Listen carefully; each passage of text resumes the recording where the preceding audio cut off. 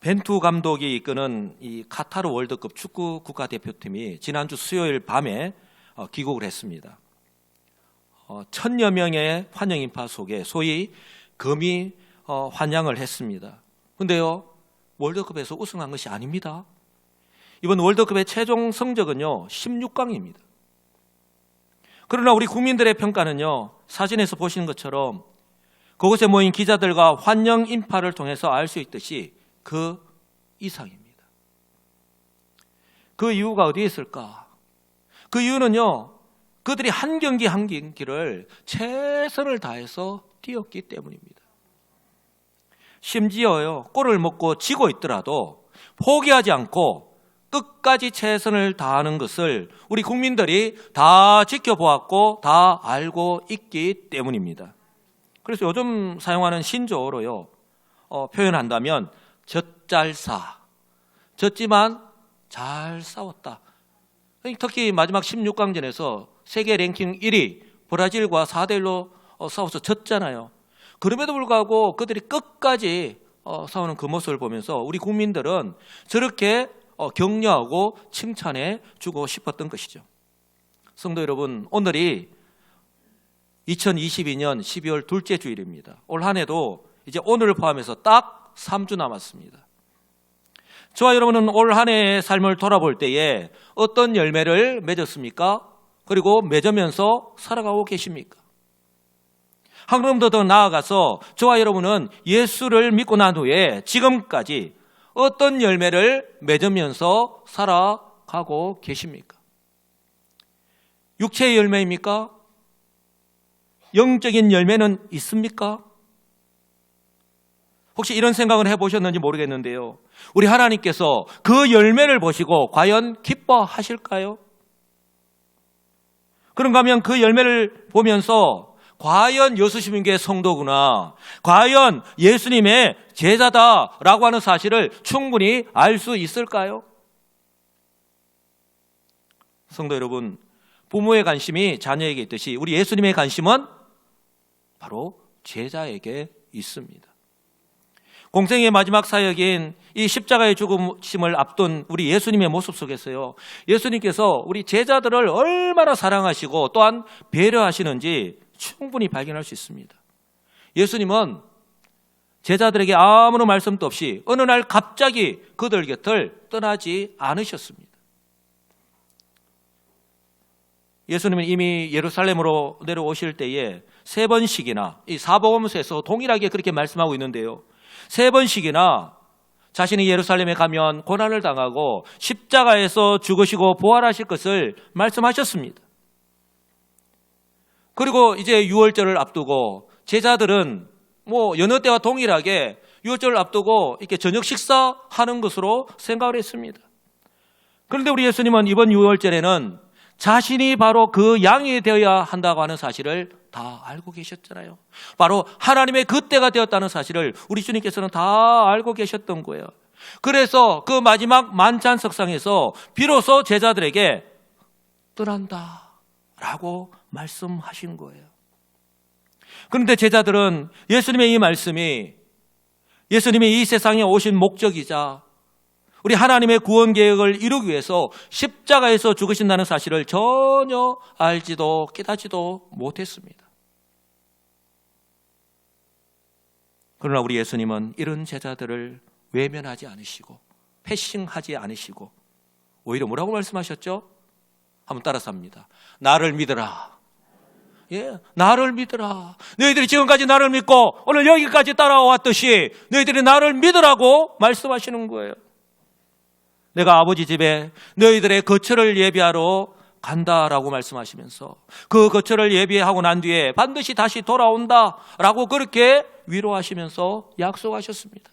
하나님을 믿으니 또 나를 믿으라라고 하신 말씀, 바로 이유가 여기에 있는 거예요. 하나님께서 하신 말씀, 우리 주님께서 하신 그 약속의 말씀 하나로 이루어지지 않는 것이 없잖아요. 다 그 약속을 지키셨잖아요. 다 이루셨잖아요. 여러분, 말하기는 쉬운데요, 그대로 실천하는 것이 가장 어려운 것이 뭔지 아십니까? 네가 알아서 해라 라는 말이에요. 여러분 이런 경험이 있는지 모르겠는데요. 네가 알아서 해라. 아마 이런 경험을 해보신 분들은 아실 텐데 정말 난감합니다. 저도 부교육자 생활을 20여 년 했지만 담임 목사님이 네가 알아서 해라. 그 말만큼요 정말 아리송한 말이 없어요. 정말 어떻게 해야 될지 모릅니다. 알아서 하라고 하는데. 그런데 예수님은요 제자들 떠나면서 이렇게 말씀하지 않으셨습니다. 오히려 예수님은요 제자들이 당신께서 다시 오실 때까지, 한번 따라서 할까요? 다시 오실 때까지, 예, 반드시 다시 오십니다. 근데 다시 오실 때까지, 그때는 세상 마지막 때이죠. 그때는 심판주로 오십니다. 우리의 삶을 평가하신다는 것이죠. 그때까지 주님의 제자로서 어떻게 살아가야 하는지를 오늘 지금 말씀을 통해서 가르쳐 주시면서 그렇게 십자가 사역 이후를 준비하신 거예요. 제자들을 그렇게 준비시키셨습니다. 이런 측면에서 볼 때 주님께서 오늘 제자들에게 이 하신 말씀은요 중요할 수밖에 없는 거예요. 바로 믿음은 우리 주님의 말씀을 귀 기울여 듣는 것에서부터 시작하기 때문입니다. 여러분 우리가 하나님의 말씀을요 잘 마음문을 열고 정말 귀 기울여 들을 때에 우리가 그 주님의 말씀을 이해하게 되고 그리고 그 주님의 말씀대로 살아갈 수 있음을 믿으시기 바랍니다. 왜요? 내 힘으로 내 능력으로 살아가는 것이 아니라 바로 우리 주님께서 우리와 함께 하시되 바로 성령께서 깨닫게 해주시고 힘과 용기를 주시기 때문입니다. 예수님은요 제자들에게 오늘 이 포도나무와 가지 그리고 열매에 대해서 말씀하신 거예요. 오늘 설교의 제목이기도 합니다. 이스라엘 백성들은 포도원 이야기가 나오면 이 구약의 이사야서 5장의 말씀을 먼저 떠올릴 것입니다. 그 내용은 저와 여러분들도 너무나도 잘 알고 있습니다. 우리 하나님께서 사랑하시는 자를 위해서 포도원을 만드셨습니다. 그리고 거기에다가 도랑을 치고 온갖 잡초, 돌구덩이 다 걷어내고 거기에다가 극상품의 포도나무, 최상급의 우리 고기로 치면 A 플러스가 몇 개가 최고 등급입니까? A 3 플러스입니까? 4 플러스는 없습니까? 등급으로 매길 수 없을 정도로 최상급의 이 포도나무를 심었습니다. 왜요? 좋은 포도 열매가 맺기를 기대하면서 그렇게 심었던 거예요. 그런데 결과가 어떻게 나타났죠? 아무도 먹지 못하는 덜포도를 맺은 거예요. 그때 하나님의 마음은 어떠했을까요? 사랑하는 성도 여러분, 하나님의 크신 은혜와 복을 받았음에도 불구하고 그들은 하나님 안에 있지 못하고 하나님의 그 은혜 안에 거하지 못하고 그러니 어떻게 해요? 우상을 숭배하는 불신앙에 빠질 수밖에 없었고 또한 하나님의 말씀에 불순종하면서 살아갈 수밖에 없었던 거예요.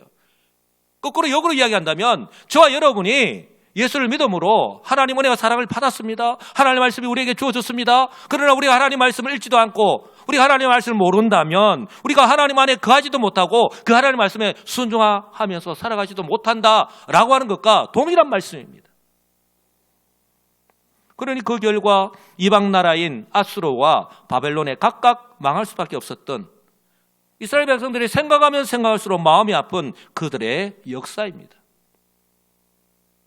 그러니 오늘 예수님께서 이 포도나무 이야기를 하실 때는 분명한 목적을 가지고 지금 제자들에게 말씀하시는 것입니다. 뭐라고 말씀합니까? 우리 예수님께서 제자들 향하여서 한번 따라서 합니다. 나는 참 포도나무요. 예, 나는 참 포도나무다라고 선포하십니다.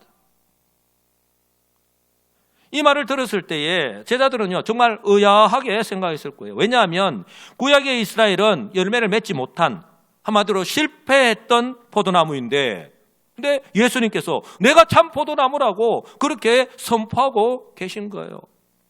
내가 참 포도나무다라고 예수님께서 말씀하시는 것은요 내가 다시는 실패하지 않는다는 거예요. 너희들의 조상들은 실패했지만 나는 실패하지 않는다라고 하는 것을요 아예 선언하는 거예요. 그러면서 제자들 향해서 뭐라고 말씀합니까? 너희는 가지다. 한번 따라서 할까요? 나는 가지다. 믿습니까? 너희는 참 포도나무 되시는 주님께 붙어 있어야만 하는, 그럴 때에 자동으로 열매를 맺게 되는 그런 가지다라고 분명하게 말씀을 하고 계신 거예요. 성도 여러분, 예수님은요, 예수님의 제자들이, 그리고요, 오늘 이 말씀을 받는 우리 성도인 저와 여러분이 참 포도나무 되시는 주님께 잘 붙어 있기만 하면 바로 열매를 맺을 수밖에 없다라고 하는 것을 말씀하고 계시는 거예요. 여기서 저와 여러분들이 기억해야 하는 것이 있습니다. 예수님께서 이 말씀을 언제, 그리고 누구에게 하시는 말씀인가 하는 것입니다. 우리가 사복음서를 읽을 때에, 그리고 우리가 서신서나 구약 역사서를 읽을 때에 언제 그 말씀을 하시는가, 그리고 누구에게 하는가 하는 것도 참 중요합니다. 이 말씀은요, 우리 주님께서 바로 십자가의 죽으심을 앞두고 십자가 사건 이후에, 즉 우리 주님께서 십자가에서 죽으시고 사흘 만에 부활하십니다. 그로 말미암아 나타나는 결과가 무엇이죠? 바로 죄로부터 해방되는, 죄 문제가 해결이 되지 않습니까? 우리가 죄로부터 구원받았다라고 하는 말은 우리가 구원함을 받았다, 우리가 거듭났다라고 하는 그 말의 다른 표현인 거예요. 이렇게 우리 주님은 바로 십자가에서 피 흘려 죽으심으로 말미암아 그 죄의 문제를 해결하신 거예요.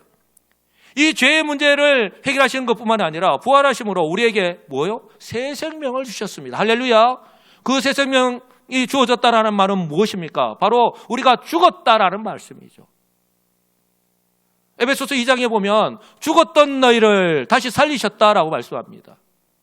바로 창세기에 범죄하여서 하나님을 떠난 인생, 바로 하나님과의 관계가 단절되어 있던, 그러니 하나님 말씀을 듣고도 예수님이 오셔서 사도들이 복음을 전할 때도 들리지 않고 들음에도 불구하고 그들이 믿지 못하는 이유가 그들의 영이 죽었기 때문이에요.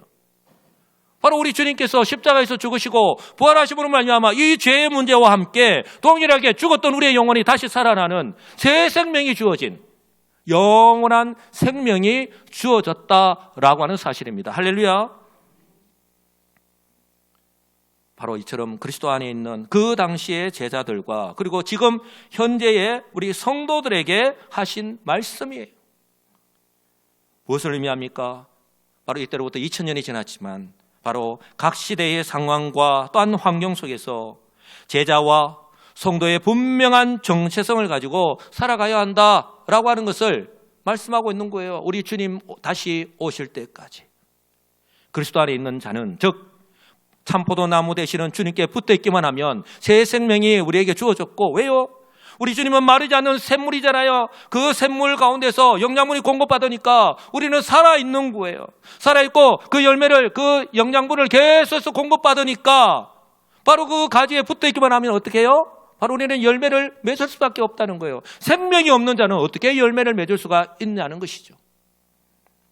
성도 여러분, 그래서요, 우리 하나님 아버지의 관심은 이처럼요, 참 포도나무에 붙어있는 가지와 그리고 그 가지가 맺는 열매에 있습니다. 그래서 우리 예수님께서 지금 가지와 열매를 계속해서 반복해서 말씀하시는 이유가 바로 여기에 있는 것입니다. 2절 보시면, 물은 내게 붙어 있어 열매를 맺지 아니하는 가지는 아버지께서 그것을 제거해 버리시고, 물은 열매를 맺는 가지는 더 열매를 맺게 하려 하여 그것을 깨끗하게 하신다라고 말씀합니다. 그리고 4절을 보시면, 가지가 포도나무에 있지 아니하면, 붙어 있지 아니하면 스스로 열매를 맺을 수 없음 같이 너희도 내 안에 있지 아니하면 그러하다라고 말씀을 합니다. 아마 여러분들 잘 아시겠지만 열매는 가지에 매달려서 자라게 됩니다. 특히 포도나무 보시면은 그 포도 열매가 가지에 이렇게 붙어서 이렇게 맺히는 것을 잘 아실 것입니다.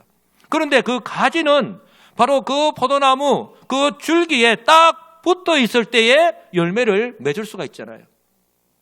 왜냐하면 줄기에서 떨어져 나간 가지는 그 어떤 영양분도 공급받지 못하기 때문에 결국은 말라 죽고 말기 때문에 그렇습니다.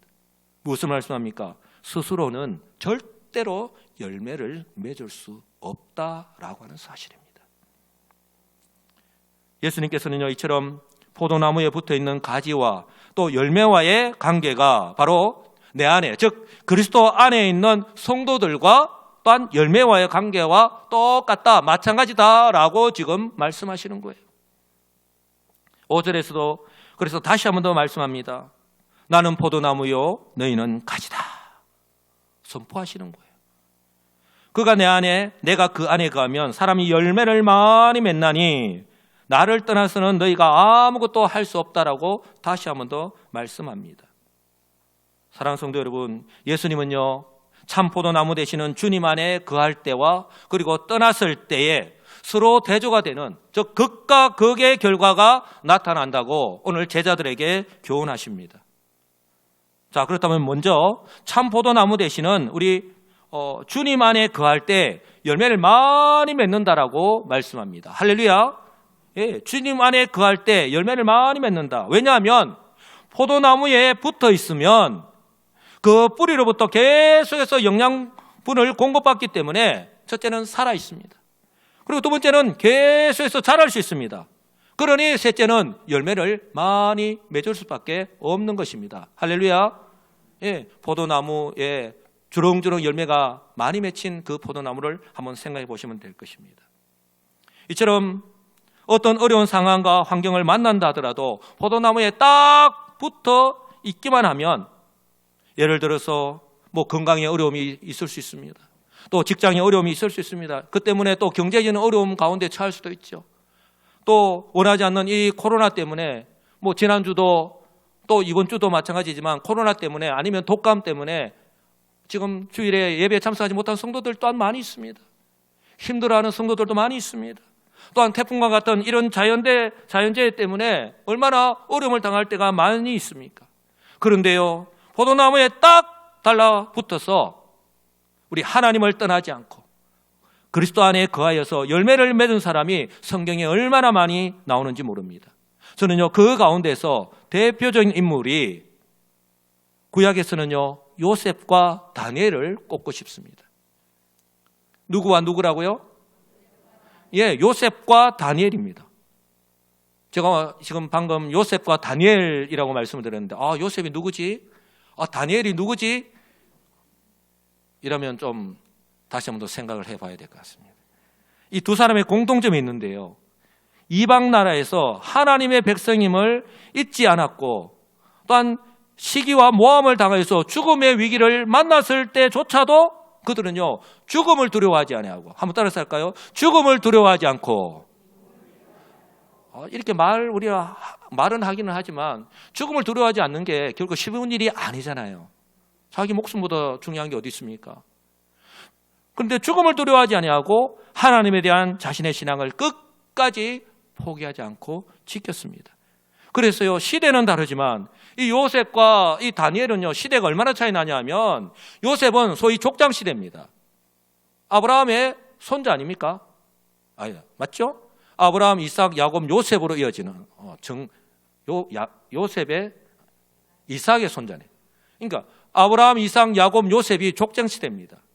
그러니까 주전 한 1900년대 정도 된다고 보시면 됩니다. 주전 1900년 정도. 그런데 다니엘은요 족장 시대가 아니라 포로 시대입니다.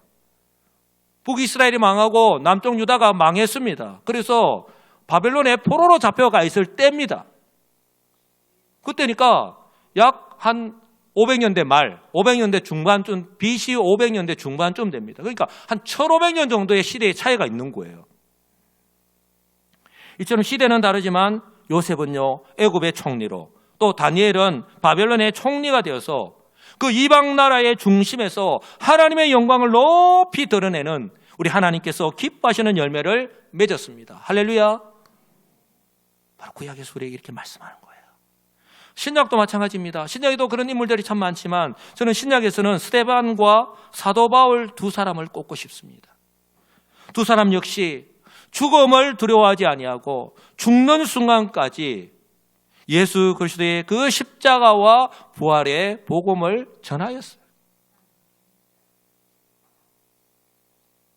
이처럼 구약과 신약 인물뿐만 아니라 저는요 우리 일제강점기 때에 신사참배를 거부하고 나를 구원하기 위해서 십자가 지신 예수님을 나는 결코 부인할 수 없다. 그렇게 다짐하고 끝까지 주님에 대한 그 신앙을 지키다가 옥고를 치르기도 하고 또 순교하신 우리의 신앙의 선배들이 바로 이런 사람들이에요. 성도 여러분, 그들은요 다 잘 알고 있었습니다. 자기 자신이 얼마나 연약한지를. 그러나요 그들이 이처럼 하나님께서 기뻐하시는 열매를 맺을 수 있었던 것은요, 이처럼 비바람이 아무리 강하게 불어도 포도나무에 딱 붙어있는 가지는 그 가운데에서도 살아있고 또한 영양분을 공급받아서 잘 자라나고 또 열매를 맺듯이 그리스도 안에서 즉 주님께서 주시는 그 새 생명의 은혜와 그리고 성령의 그 능력을 공급받아서 하나님의 사람으로 담대하게 변화되었기 때문입니다. 할렐루야. 여러분, 구약의 그 인물들, 신약의 인물들, 그리고 우리의 믿음의 우리 선배들뿐만 아니라 저와 여러분들 역시 이런 믿음으로 이런 믿음의 열매를 맺으면서 살아갈 수 있기를 주님의 이름으로 축복합니다. 우리도 그렇게 살아가고 있잖아요. 지금 현재 매일 지치고 또 피곤하고 힘든 삶의 환경 속에서도 자기 자신의 힘으로는 어렵고 힘들기 때문에 어떻게 하시죠? 포기하는 것이 아니라 우리 하나님께 새벽을 깨우며 또 골방에서 직장 가운데 출근해서 아니면 남편 출근시키고 또 우리 자녀들 다 학교 보내고 난 뒤에 거실에서 아니면요 그 주방에서 서서 그렇게 하나님께 간절하게 기도하잖아요. 그래서 힘과 용기를 얻어서 어떻게든 하나님의 말씀대로 순종하면서 그리고 교회 중심으로 살아가려고 몸부림을 치면서 살아가는 성도들입니다. 우리 교회도 이런 성도들이 얼마나 많은지 모릅니다. 그 어느 때보다 어렵고 힘든 때인데 그렇기 때문에 결정하는 것이 결코 쉽지 않았을 텐데 우리 비전센터 건축을 위해서 오늘 주보에도 기록하고 있지만 지난 주일까지 106가정이나 이렇게 헌금을 작정하였고요. 정말 힘에 부치게 최선을 다해서 동참해 주셨습니다. 성도 여러분, 우리 하나님께서요 우리의 마음, 우리의 삶의 형편, 우리가 어떻게 그것을 결정하고 우리가 어떻게 헌금을 하고 있는지 우리 하나님 다 아십니다. 그런가 하면요 어렵고 힘든 환경 가운데 있는 성도의 소식을 들었을 때에 교회 주보를 통해서 아니면 우리 성도들을 통해서 소식을 들었을 때에 먼저 하나님의 은혜를 구하며 간절하게 기도하고 그리고 조용히 다가가셔서 손을 잡아주고 그리고 안아주고 그 따뜻한 위로의 말 한마디를 건네는 성도들이 얼마나 많은지 모릅니다. 여러분, 크고 화려하지 않아도 돼요. 그렇게 말 한마디라도 그렇게 봤을 때에 내가 안아주고 내가 손을 잡아주기만 해도 얼마나 위로가 되고 큰 힘이 되는지 모릅니다. 이게 사랑의 공동체, 우리 교회의 모습인 거예요. 또한요, 지금 김장철이잖아요. 비록 적은 양이지만 김장했다고 우리 김치를 나누는 성도들, 우리 성도들에게 또 힘든 가운데 성도들에게 또 우리 주변의 이웃들에게 작지만 나누는 성도들, 또 나의 삶의 형편도 그리 넉넉한 편이 아닌데 우리 성도들 해마다 우리 사랑의 살 나누기 행사에 적극적으로 동참하시는 우리 성도님들이 얼마나 많은지 모릅니다. 그리고 지난 우리 금요일과 토요일 어제 교회 김장을 마쳤는데요, 그 이틀 동안 정말 교회를 사랑하는 마음으로 작은 힘이나마 보탬이 되고자 어떤 분들은요 몸이 피곤하고 힘들면도 아픔에도 불구하고 내 이 적은 힘이라도 좀 보태고자 나와서 정말 즐거운 마음으로 하하호호하면서 그렇게 김장하시는 그런 모습들을 보았습니다. 이런 성도들 우리 하나님께서 다 지켜보시는 거예요. 담임 목사님 제가 볼 때도 이렇게 좋은데 우리 주님께서 보시고 기뻐하시고 영광 받으실 줄 분명히 믿습니다. 그러므로요 날마다 영양분을 공급받고 또한 자라가시고 또 열매를 되도록이면 많이 맺으시는 우리 성도들이 되시기를 주님의 이름으로 축복합니다. 그런가 하면요 참 성경에서 참 이렇게 좋은 열매만 맺고 이렇게 성경을 딱 끝내버리면 참 좋은데 우리 성경에서는 극과 극의 이야기를 하십니다. 예수님께서는 지금 제자들 향해서 너희가 나를 떠나서는 아무것도 할 수 없다라고 딱 단정을 짓고 말씀하십니다. 내 안에 있으면 너희들이 열매를 많이 맺는다라고 그렇게 말씀하시면서 내 안에 있지 않으면 나를 떠나서는 너희가 아무것도 할 수 없다라고 딱 단정 짓고 말씀하시는 거예요. 그러면서 이처럼요, 주님을 떠났을 때, 즉 사람이 주 안에 거하지 않을 때에 어떤 일이 일어나는지 제자들이 금방 이해할 수 있도록, 그리고 저와 여러분들 또한 들으면 무슨 뜻인지 이해하기 쉽도록 그렇게 말씀하십니다. 6절입니다. 제가 헬라어 원문을 중심으로 이렇게 좀 이렇게 보태서 적어 놓았는데요. 만일 사람이 내 안에 거하지 아니하면 잘려진 가지처럼 밖에 버려져 마르나니 사람들이 그것을 모아다가 불에 던져 사른다라고 말씀을 합니다.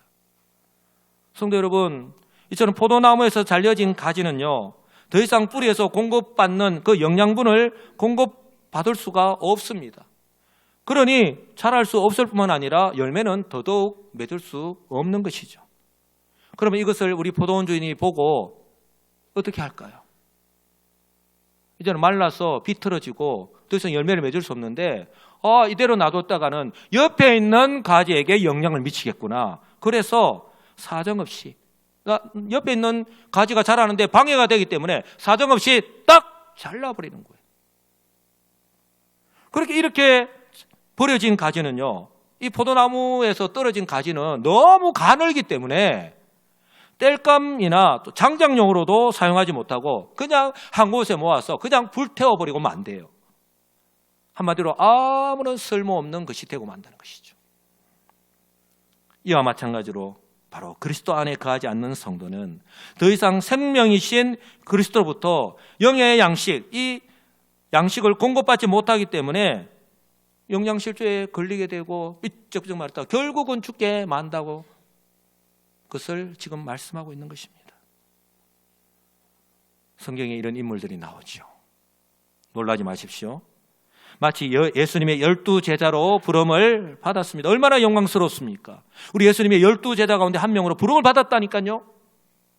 그럼에도 불구하고 예수님 안에 거하지 못하고 떠난 사단 마귀에게 그 마음을 빼앗겨버린, 그래서 결국은 생명의 열매를 맺는 것이 아니라 오히려 예수님을 은삼십에 팔아버린 가장 불쌍한 사람 가운데 하나인 가룟 유다와 같은 사람이 있습니다. 또한 초대교회인 예루살렘 교회에서 사도들이 전하는 복음을 받았을 때 얼마나 많은 은혜를 받았습니까? 하루에 3,000명, 5,000명이 되는 그런 놀라운 부흥의 역사가 일어났습니다. 그것을 그치지 아니하고 연약한 가운데 있는, 또 가난한 가운데 있는 성도들 위해서 자기의 것을 하나씩 둘씩 내어놓았습니다. 그리고 자신의 재산, 심지어 밭이나 요즘 소위 부동산을 팔아가지고 이것도 다 하나님께 내어놓은 거예요. 그래서 내 것도 다 내어놓겠습니다. 이것이 전부입니다. 라고 했는데, 여러분, 이처럼 은혜를 받았음에도 불구하고 내 마음속에 자리 잡고 있는 교만, 그리고 물질에 대한 그 욕심 때문에 사람을 속이는 것이 아니라 성령을 속이는 죄를 범하여서 바로 그 자리에서 즉사 죽임을 당한 아나니아와 삽비라 부부만큼 어리석은 사람 또한 없다는 거예요. 그리스도 안에 있지 않을 때, 그리스도를 떠날 때에 이런 사람으로 전락할 수밖에 없다는 거예요. 예수님은요 분명하게 말씀합니다. 가룟 유다와 아나니아와 삽비라 부부처럼 그리스도 안에 거하지 않는 사람은, 그리스도를 떠난 사람은 마치 포도나무에 붙어 있지 않는 가지처럼 그 어떤 열매도 맺을 수 없습니다. 잘라졌어. 그저 아무런 쓸모가 없어서 불쏘시개도 못 사용하고 그냥 불태워버리고 마는 그런 존재밖에 되지 못한다는 거예요. 그런 이런 사람들은요 자신이 거듭났다는 확신을 갖지 못한 채 살아갈 수밖에 없는 거예요. 아이고, 내가 이렇게 믿어서 구원받겠나? 내가 이렇게 믿어서 내가 천국에 가겠나? 여러분, 사단 마귀가 지금 또 계속해서 우리를 속이고 거짓말하는 것에 속지 마시기 바랍니다. 그런 적 누구든지 그리스도 안에 있으면 새로운 피조물이라 이전 것은 지나가시니 보라 새 것이 되었다라고 분명히 말씀하잖아요. 오늘도 분명히 예수님께서 제자들 향해서 그리고 우리들 향해서 말씀하잖아요. 포도나무에 참 포도나무 되시는 주님께 붙어 있기만 하면 우리가 자라고 또 열매를 맺는다라고. 어찌 그 안에 생명이 없는데 자랄 수가 있으며 열매를 맺을 수가 있겠느냐 하는 것입니다. 이미 구원을 받았습니다. 그리고 천국 영생이 우리에게 주어졌습니다. 무엇을 통해서 할 수 있습니까? 바로 하나님의 말씀을 통해서. 그리고 성령께서 우리 가운데 깨닫게 해주시잖아요. 그러니 우리가 말씀을 읽어야 되는 이유가, 말씀을 알아야 되는 이유가 바로 여기에 있는 것입니다. 2000년 전이나 지금이나 주의 성령께서는요, 바로 말씀을 통해서 역사하시는 거예요. 꼭 기억하시기 바랍니다. 성도 여러분, 예수님께서 제자들과 성도인 저 여러분들에게 이처럼 거듭 말씀하시면서 강조하시는 이유가 무엇일까요? 한마디로요, 따라서 합니다. 그리스도 안에 거하라. 예, 그리스도 안에 거하라는 것입니다. 그리스도 안에서 거듭났다는 확신을 가지고 흔들리지 말고 살아가라는 거예요. 살아가다 보면 어렵고 힘든 상황을 만날 때가 분명히 있을 텐데, 그때마다 우리 주님을 전적으로 의지하고 우리 주님께서 하신 말씀을 기억하고 기도하면서 살아가라는 것입니다. 왜냐하면 이처럼 정말 견디기 힘들 정도로 어렵고 힘든 일을 만날 때마다 계속해서 우리 주님을 떠나지 않고 그 안에서 주님의 말씀을 믿고 그 안에 있기만 하면 어떤 일이 벌어진다고요? 바로 우리의 연약함과 삶의 형편을 너무나도 잘 아시는 하나님께서 성령을 통해서 위로하시고 또 살아갈 수 있는 새 힘과 용기를 주시기 때문입니다. 그분이 바로 임마누엘, 언제나 우리와 함께 하시는 그 하나님이신 줄 믿으시기 바랍니다. 나 혼자 힘으로는 살아갈 수 없는 바로 저와 여러분의 모습임을 꼭 기억하시기 바랍니다. 우리는 참 포도나무 되시는 주님께 붙어 있을 때에 비로소 가치가 있다라고 하는 사실을 꼭 기억하시기 바랍니다. 그래서 저는 이 찬양이 예수님께서 지금 제자들에게 그리고 저와 여러분들에게 하시는 말씀을 그대로 표현하고 있다고 생각합니다. 바로 나의 안에 거하라고 하는 찬양이에요. 우리가 정말 은혜 받으면서 부르는 찬양이기도 합니다. 나의 안에 거하라. 나는 내 하나님이니 모든 환난 가운데 너를 지키는 자라. 두려워하지 말라. 내가 널 도와주리니 놀라지 말라. 내 손 잡아주리라. 내가 너를 지명하여 불렀나니 너는 내 것이라. 내 것이라. 너의 하나님이라. 내가 너를 보배롭고 존귀하게 여기노라. 너를 사랑하는 내 여호와라. 여러분, 그리스도 안에서 거듭난 저와 여러분이요, 얼마나 우리 주님께서 보실 때 존귀한 하나님의 자녀인지 여러분 꼭 기억하시기 바랍니다. 그렇습니다. 성도인 저와 여러분은요, 전적인 하나님의 은혜로, 저와 여러분이 잘나서가 아니잖아요. 전적인 하나님의 은혜로 바로 그리스도 안에서 세상이 결코 할 수 없는 그 하나님의 사랑과 구원의 은혜를 받았습니다.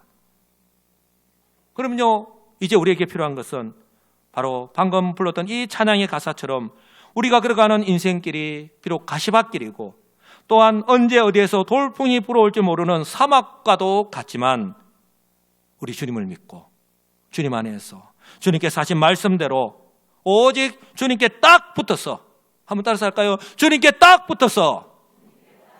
예, 딱불을 왜 씁니까? 딱불을 붙이면 딱 붙어서 안 떨어지잖아요.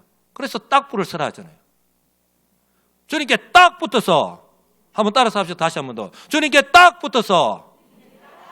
예, 주님께 딱 붙어서 날마다 주님으로부터 우리에게 주어지는 그 생명의 양식을 공급받고, 그래서 날마다 자라나서 바로 복음의 열매를 되도록이면 많이 맺으면서 살아가시는 참으로 지혜롭고 복된 우리 시민계 성도들이 다 되시기를 우리 주 예수 그리스도의 이름으로 간절히 축복합니다.